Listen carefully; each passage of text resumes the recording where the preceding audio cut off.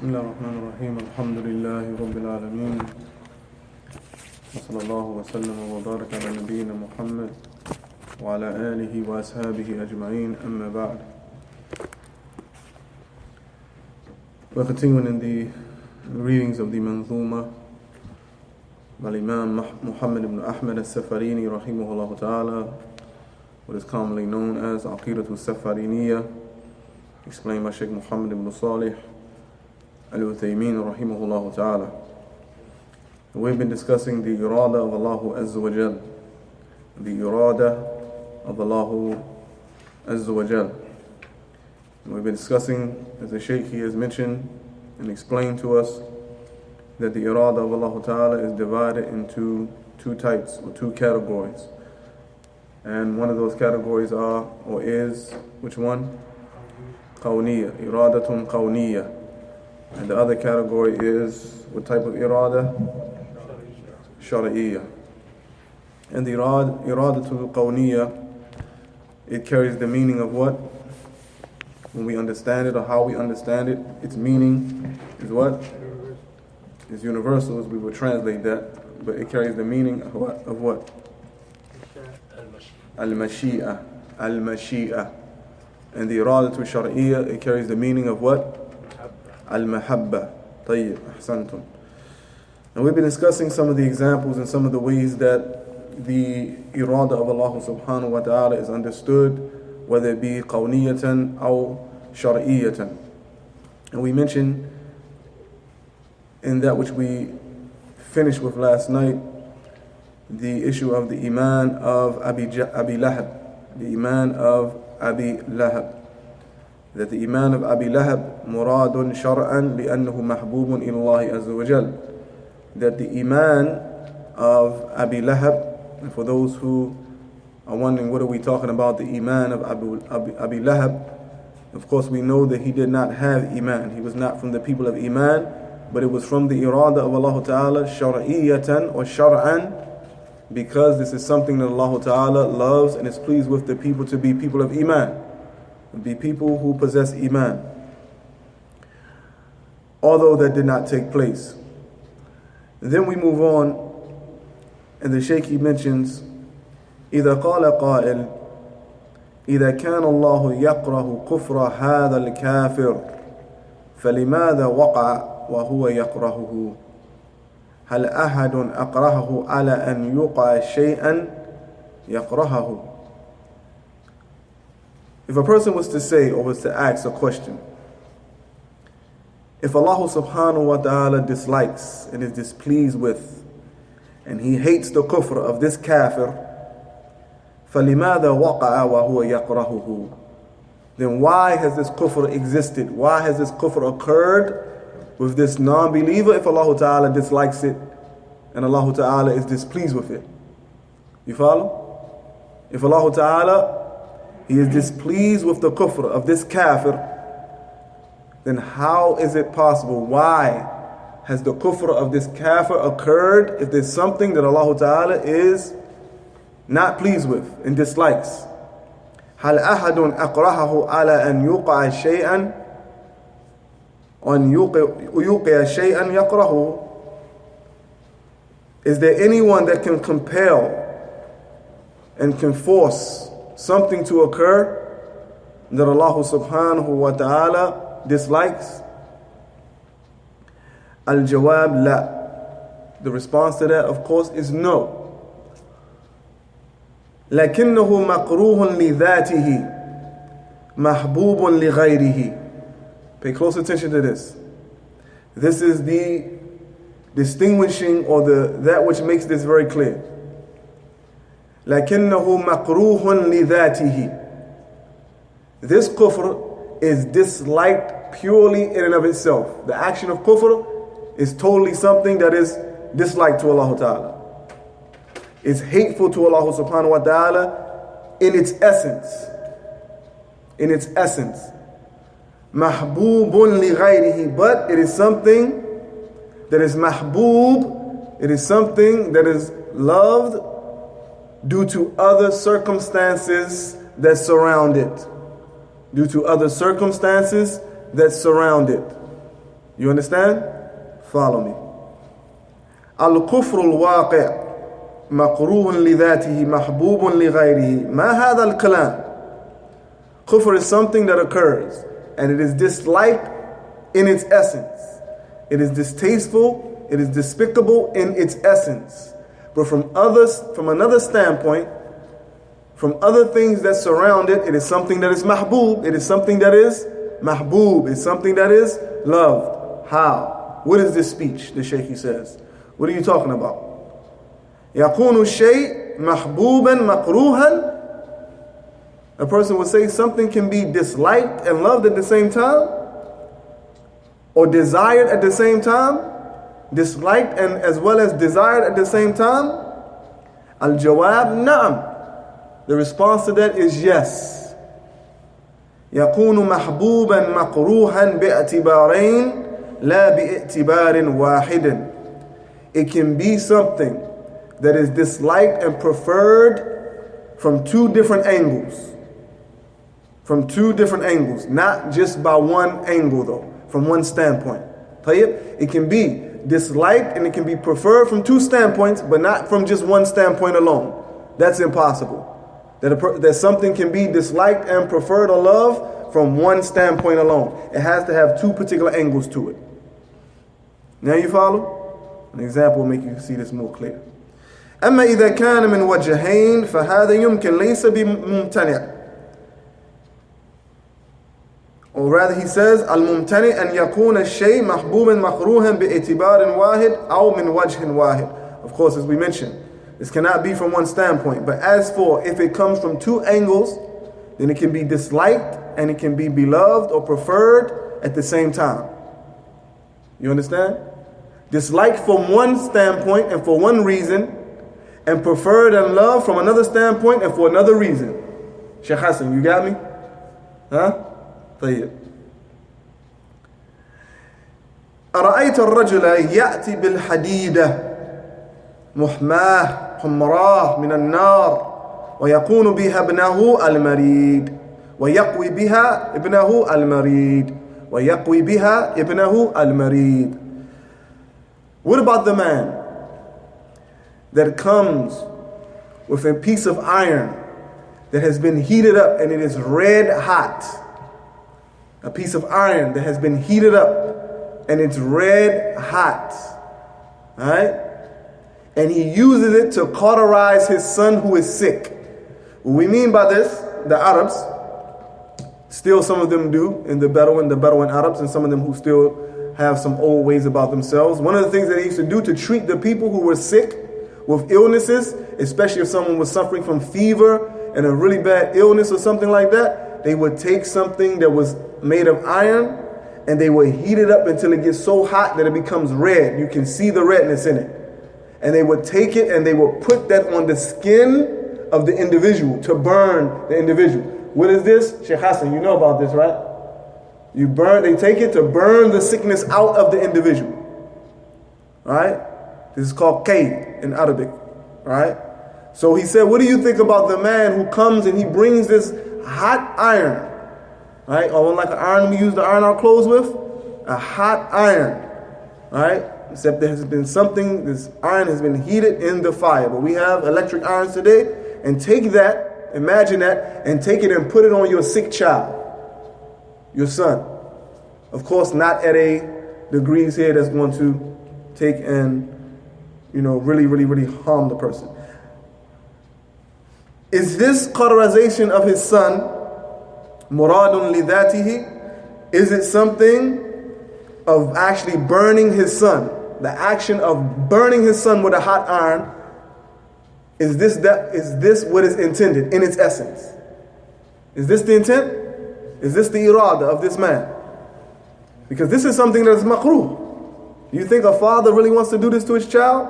So in the essence of actually burning him, or burning her, or burning the little boy, or the child, is this something that is from his irada, that is wanted lidhatihi?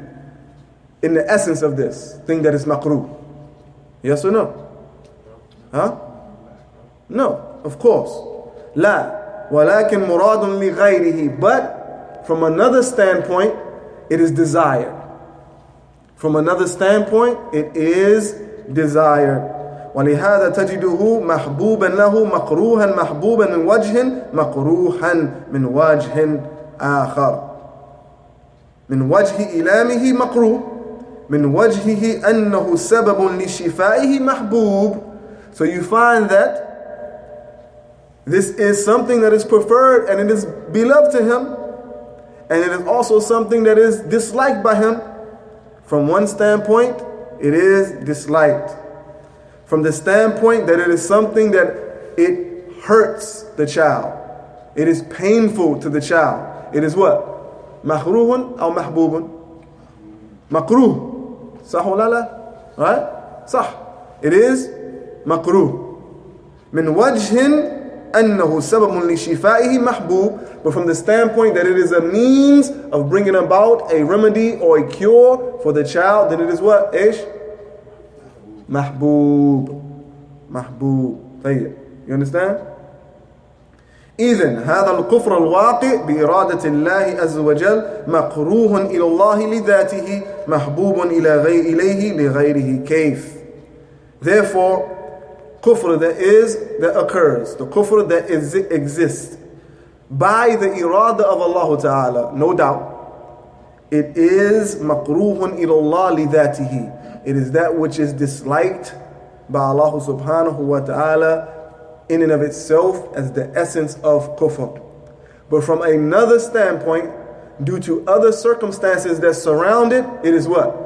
It is mahbubun, it is beloved, it is preferred. كيف? How is this? الجواب لأنه لولا الكفر ما عرف الإيمان ولولا الكفر لم يكن جهاد ولولا الكفر لم يكن امتحان أليس كذلك؟ بلى. This response to that is, if someone's to say, how is this possible? The response, had it not been for kufr, then iman would not be truly recognized and understood properly. Iman could never be understood, valued, and recognized in the manner in which it should be. Had it not been for kufr, there would be no jihad. Had it not been for kufr, there would be no imtihan, there would no be any distinguishing or separating and testing the people by way of what? By way of their actions, by way of their belief. طيب? Is this not the case? Yes or no? بلى. Of course. ولولا الكفر لكان خلق النار عبثا إلى غير ذلك من المصالح العظيمة التي أراد الله سبحانه وتعالى أن يقع الكفر بحكمته من أجلها. أن يقع الكفر بحكمته من أجلها. And had it not been for kufr, then creating the hellfire would have been a waste. There would be no reason to create the hellfire. It would have been created for no purpose and a waste. And other than that, from amongst those tremendous benefits that Allah subhanahu wa ta'ala has intended by way of the occurrence of kufr, by way of His wisdom, by way of His wisdom. You understand? By way of His wisdom. ولهذا قال عمر رضي الله تعالى عنه لا يعرف قدر الإسلام أو لا ينقض الإسلام أروى إلا من لم يدخل في الكفر.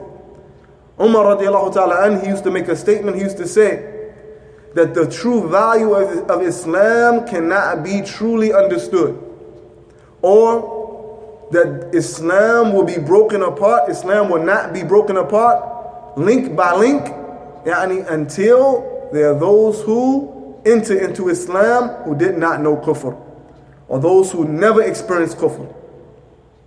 This is a true statement.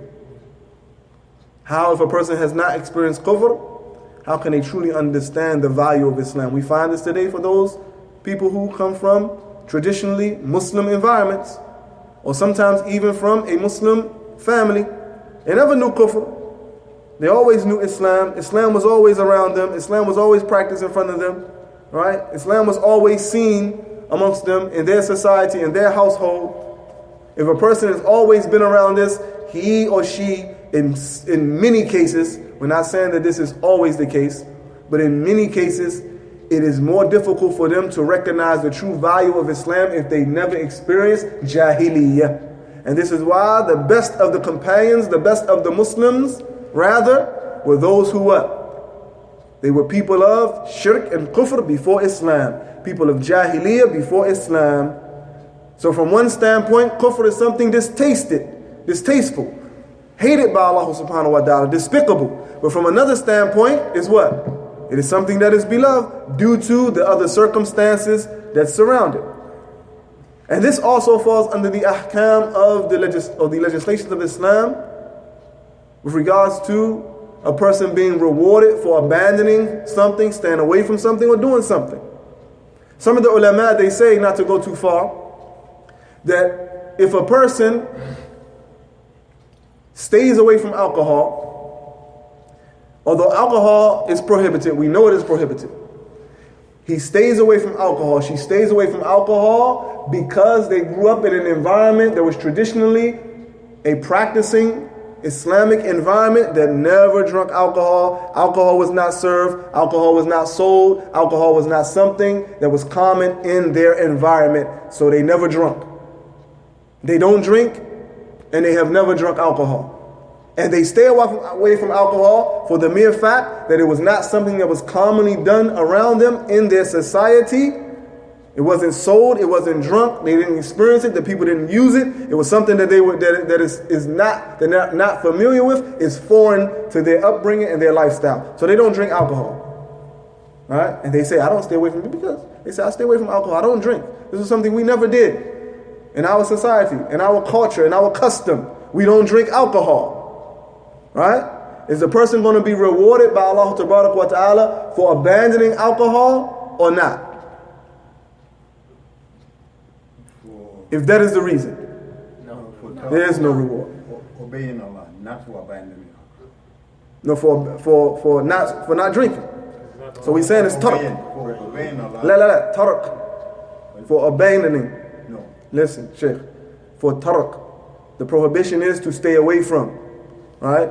To stay away from this thing. Okay? Of course, it is ta'ah, but the actual action is they're staying abstinence. Right? Okay. They're staying away from this. No doubt about it. Tarq is from ta'ah, but in this particular sense, it's something what? It is something that one should stay away from. One should abandon it. Right? Stay away from drinking. They didn't drink it. Okay? Is this something that the person is going to be rewarded for? No. Rewarded? No. Many of the ulama, they say no. Of course, we can't really judge what's in a person's heart, but if the reason a person says is my culture, it's my culture. I don't drink. We didn't drink. That's why I don't drink, right? Or the person that knows Allah subhanahu wa ta'ala has prohibited it. It's in the verse in the Quran where it's prohibited, from the Sunnah it's prohibited, and the reason why they don't drink it is because of the Quranic or the Sunnah prohibition of it. Right? In being what now, Shaykh? In being obedient to Allah subhanahu wa ta'ala. Right? But they're abandoning, like that person who had drink. He abandoned it because he knew it. In the society here with us, it's available. Exactly. So they abandoned. Exactly. But the other one, wouldn't he be rewarded for ta'ah? No. He's going to be rewarded in a sense of he's not going to fall under the punishment for drinking. Yeah. But as the ulama, they mentioned that this individual is different than the one who abandons it based upon the prohibition itself. Totally different. You understand? Two totally different people. You understand? Yeah. Maybe an example. People who born and grew into Islamic families and the people who left Jahiliyyah and came to Islam. As a good example. If the person, they never ever take the time themselves to actually understand the significance of the command of Allah subhanahu wa ta'ala, وَمَا خَلَقْتُ الْجِنَّ وَالْإِنسِ إِلَّا لِيَعْبُدُونَ, and they think they're practicing Islam because this is what their mother and father did. This is the environment that they grew up in. It's different than the person who chooses Islam themselves, who chooses Islam and abandons and stays away from kufr. Totally different. And each one of them have their virtues based upon the intent of the person, right? But if a person grows up in a Muslim household and they never ever within themselves actualize and establish and understand the meaning of La ilaha illallah, this is a problem. Yes. We went too far off now. Could it also have something to do with the fact that Allah mentions a double reward for the individual that leaves? Yes, no doubt. But the point we're trying to make here, is what Umar was saying. This is what we got to. That the importance of knowing kufr and being able to distinguish and see the value of Islam and Iman. So he said this is how that the links or the order of Islam is going to be broken apart link by link by the person who is in another narration enters into or is raised in Islam and never knew Jahiliyyah. Because there's a difference between the two, right? And we're not mentioning about Jannah we're not getting into any of that intentions. No, we're just saying that there's a difference between the actual two individuals. That one has to actually recognize the importance of Islam and understand the despicable nature of shirk and kufr. And it can't be just, I wasn't raised like that. I don't do that because I wasn't raised like that. We wasn't raised in the church. We wasn't raised to worship Jesus. No. When we think about it in the math, the way they teach is by opposites. Mm-hmm. Not Islam, not shirk. No. It's very important. Everything, we have its opposite. The opposite of Islam is kufr. Alright? The opposite of Tawheed is shirk. The opposite of Sunnah is what? Bid'ah. Right? And on and on and on. The opposite of Ikhlas is what? Nifaq and shirk and showing off and all of these particular things. So not knowing its opposite, the opposite of something is something that can cause a deficiency in one's Islam. Tayyib? And it is a balance. Can't focus on one without its opposite. This is why Ahlul Sunnah are the people in the middle course. Everything that we focus on both its opposite in a balanced way. Alright? Islam and kufr. We need to know the difference between the two and how to understand the difference between the two. Tawheed and shirk. Right? What is another thing? Fear and hope. You understand? Keeping it balanced. Not having too much fear with no hope, too much hope without fear.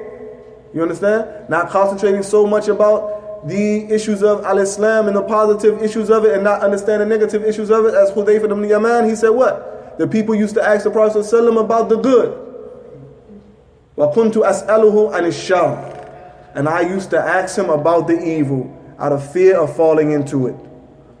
So this is a very important thing, because some people today will tell you, why don't talk about that? Don't talk about the bad. Don't talk about bid'ah. Don't talk about shirk. Don't talk about, we're going to run the people away. We're going to make the people uncomfortable. How can a Muslim be uncomfortable when you're mentioning these particular things that will save him or her from the hellfire?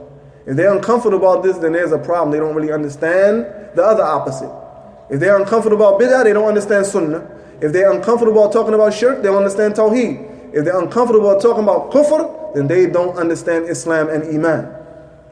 Right? So that basically, as we went off a little bit, was our conversation tonight about the statement of Umar radiallahu ta'ala an, which is a whole another class. I hope we understood what the Shaykh was mentioning, and we'll get back to that. We went into some usul, that the usul of fiqh, that we don't miss the point what the Shaykh was mentioning about the issue of something being makruh, disliked from one standpoint, mahboob from another standpoint. Right? Makruhan, mahbooban at the same time. Something being disliked and preferred or loved at the same time. What was the example we mentioned? Allah Ta'ala dislikes kufr. But from another standpoint, it is beloved due to those particular circumstances and those other things that surround it. the father disliking to actually have to treat his child with this particular treatment that is difficult or harmful, right?